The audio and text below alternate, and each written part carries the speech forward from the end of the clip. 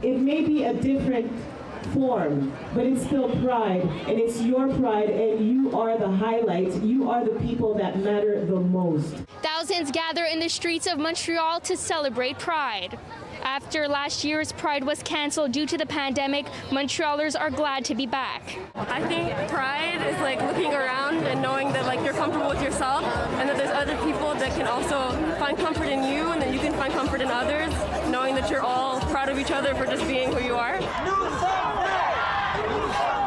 For some, this year's event marked a coming out party, their first Pride as openly queer. I came out as a lesbian to my parents, and just being with people like me, it just makes me feel more confident about myself. I just came out to my mom recently, and it was very stressful because in China we're not really accepted as a community, and we're still not legal yet.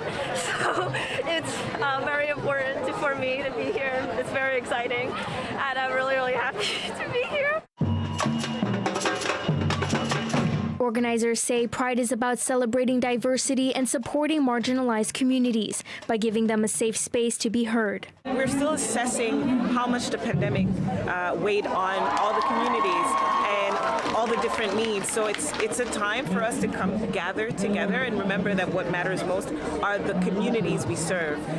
We've come a long way again, and I never want to take away what was done, but there's still a lot of mental, physical, emotional distress within our communities. It's very, very hard to figure yourself out when there's nobody alike around you, and it feels very good to be here, to be in this environment. I guess that's much more accepting. This year's Montreal Pride also put an emphasis on supporting Indigenous communities in their continuous battles and grief. It's time to listen and put actions into our words. If we say we're allies, we need to really step up and hold our authorities accountable for what's going on.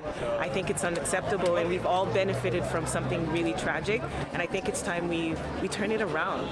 In Montreal, Brittany Henriques, City News.